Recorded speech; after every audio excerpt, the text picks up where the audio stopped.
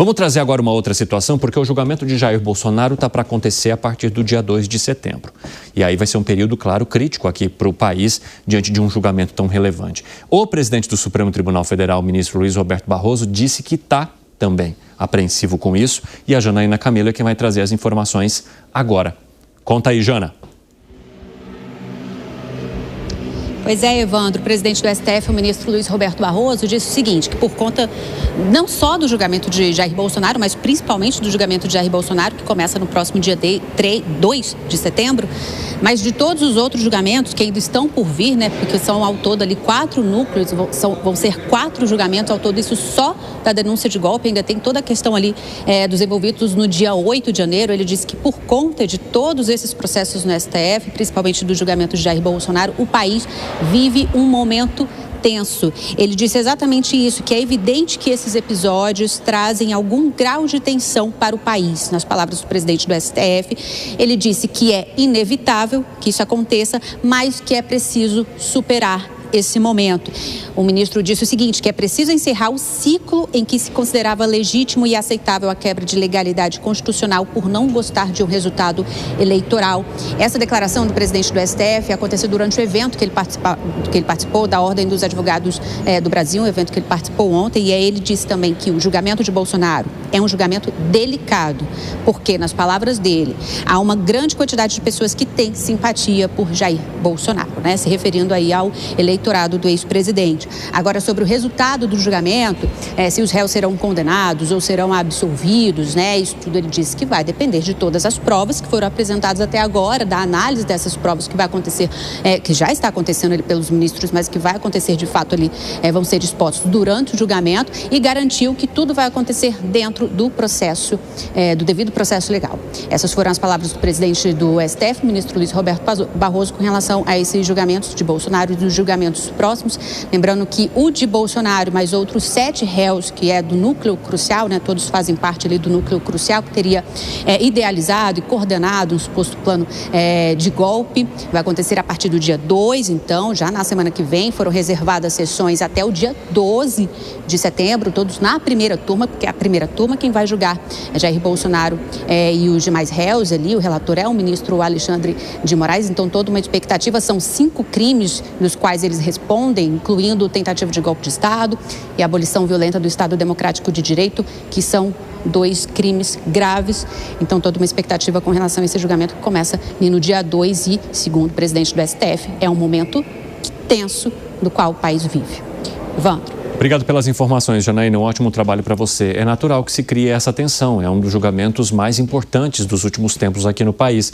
Mas, Gani, você acha que haveria um motivo além apenas do julgamento para uma preocupação com possíveis mobilizações em torno dele?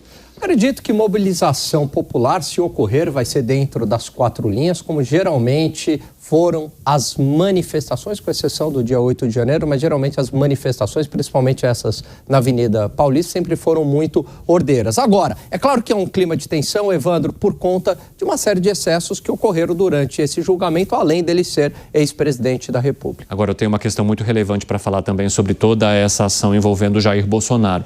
O ministro do Supremo Tribunal Federal, Alexandre de Moraes, autorizou o reforço do policiamento em frente à casa do ex-presidente Jair Bolsonaro, diante daquela petição que foi movida pelo líder do PT, Lindenberg Farias, que tinha o parecer e que determinava ou se pedia o parecer da Procuradoria-Geral da República, e que agora tem um retorno, então, do ministro. Conta pra gente já, Jana.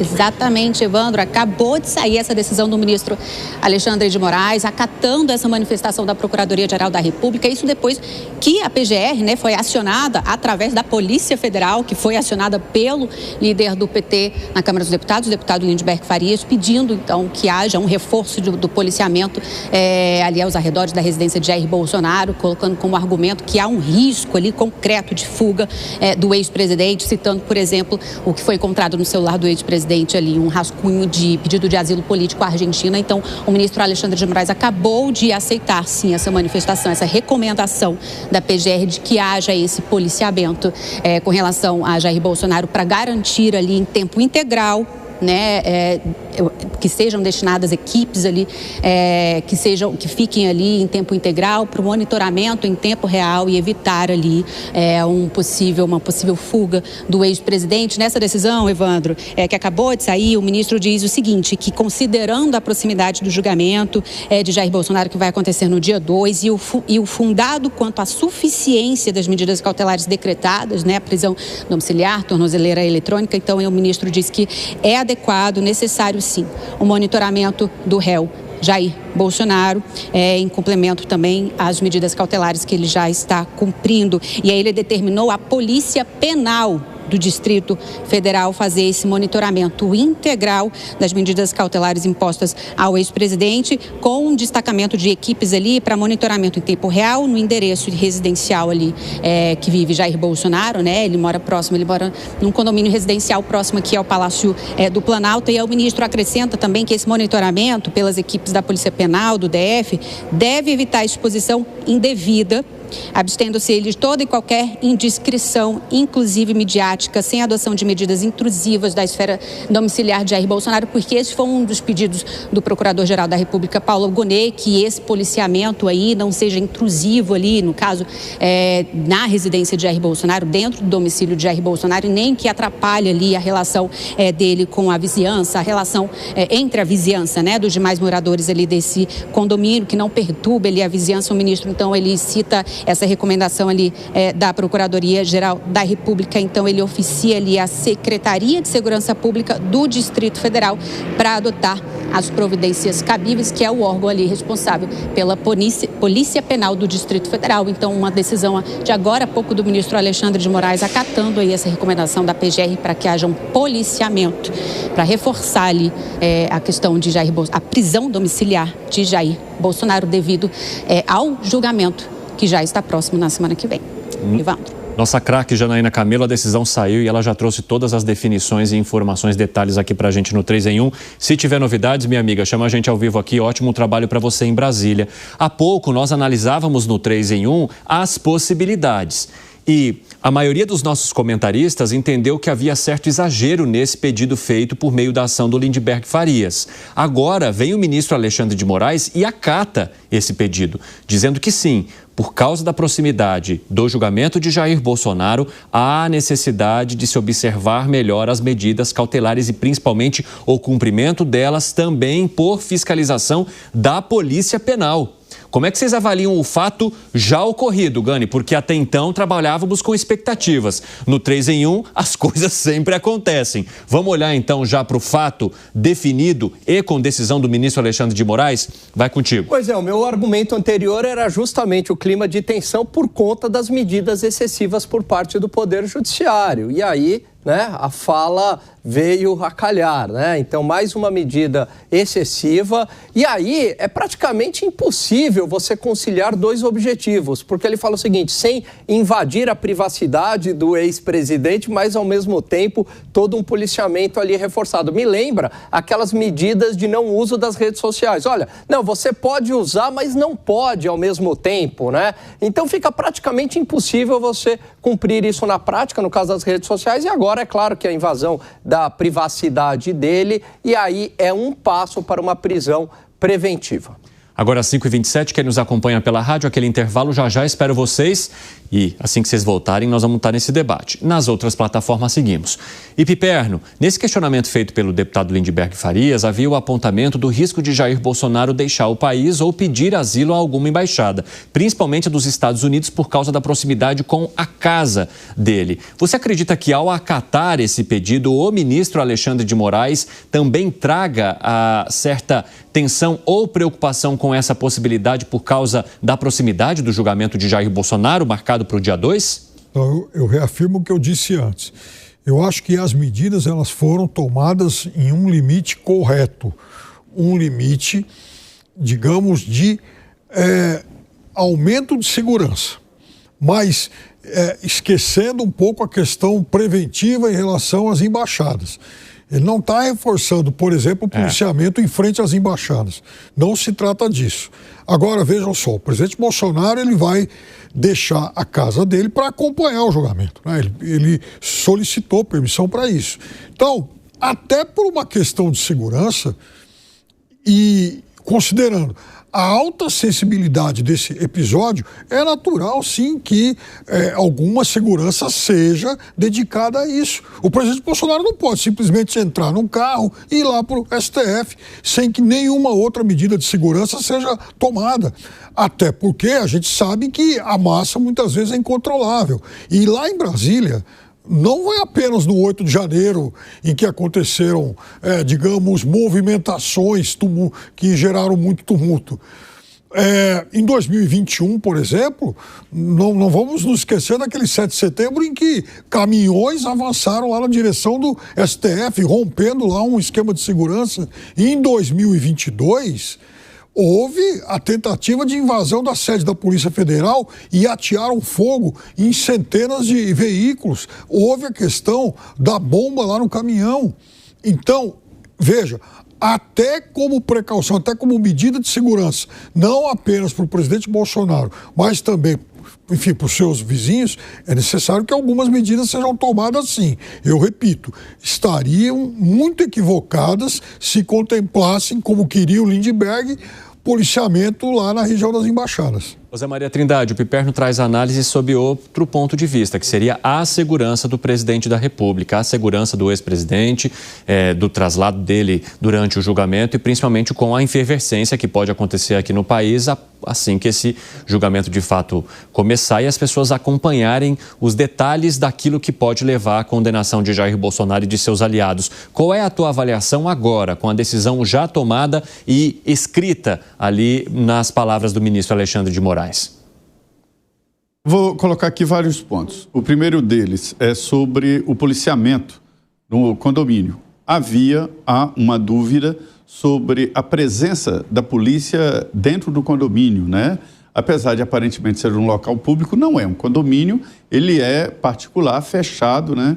Entre os condôminos. E a decisão é de que a polícia pode entrar.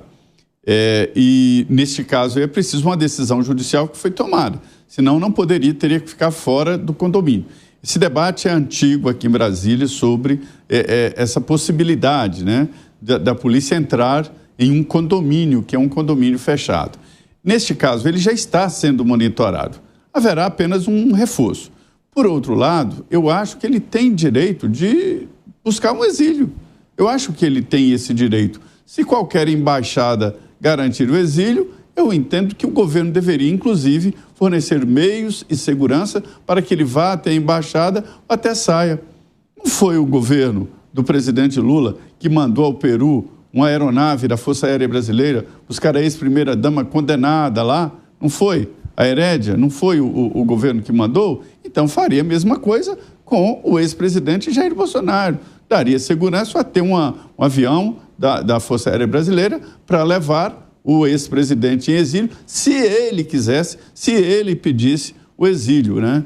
Sobre essa segurança das embaixadas aqui, isso já existe, o Batalhão Rio Branco, que cuida da segurança das embaixadas. Aqui são áreas fortificadas, cada embaixada se encastela, né? Porque é uma área muito sensível, né? E é muito controlado mesmo. E a dos Estados Unidos é muito mais, ela é toda monitorada por câmeras, tem aparatos de segurança, é grande, fica numa área central, muito próxima ali, a ficar atrás da catedral, que fica na Praça dos Três Poderes. E eu entendo que já existe um consenso aqui, o clima está tenso e o julgamento será um momento de maior tensão e há, inclusive, perigo de violência e atritos ali, porque houve convocação de grupos de esquerda no 7 de setembro e também convocações do lado de aliados do ex-presidente Jair Bolsonaro. Então, existe, inclusive, esse monitoramento e cuidado para evitar atrito entre os dois grupos. Eu entendo que o ex-presidente deveria ter uma segurança maior. Pela legislação, ele já tem, né? Ele já tem um grupo de... Todo ex-presidente tem um grupo de assessores, tem motorista e tem segurança. Acho que deveria aumentar a segurança neste momento, preocupar com a segurança do ex-presidente Jair Bolsonaro. Por outro lado, acho que ele tem direito a pedir o exílio e o governo dar segurança e meios para ele ir para o local do exilado. Interessante, Zé. Fala, Bruno Musa. Desse ponto, eu estou inteiramente com o Zé Maria. Eu acho que, até mesmo, eu já mencionei aqui no artigo número 14 da Carta da ONU, de 1948, aquelas pessoas que são consideradas perseguidas políticas têm o direito de pedir asilo. Claro que o que é perseguido político, a oposição nunca dirá que é perseguição política, o perseguido sempre dirá, e isso, portanto, abre temas de discussão claramente. Portanto, se é um direito e a oposição sempre dirá que não, fato é que ele passa a ter isso amparado lá mesmo na carta ratificada por grande parte dos países. Então, isso para mim, só para complementar isso que o Zé Maria falou. Agora, mais uma vez, essa ordem sair de maneira tão rápida, poucos minutos, nós criticamos a possibilidade de. Agora, a ordem saiu realmente tão rápida. Às vezes me parece que as coisas no Brasil, quando há um interesse político de quem está no comando, a coisa vai muito rápida. Às vezes, a gente tem umas causas que demoram 20, 30 anos para serem julgadas. Às vezes, o que já foi julgado, transitado em julgado, muda. Então, o Brasil ele tem uma infinidade de situações antagônicas, por assim dizer. E mais uma vez a gente vê que o Estado funciona de maneira ágil quando querem. Aqueles poucos que controlam quando eles querem. Quando não quer, a gente vai simplesmente jogando com a barriga. Mas, claro, lembrando que sempre somos todos nós que bancamos por cada um dos escárnios que a gente vê acontecendo hoje em dia.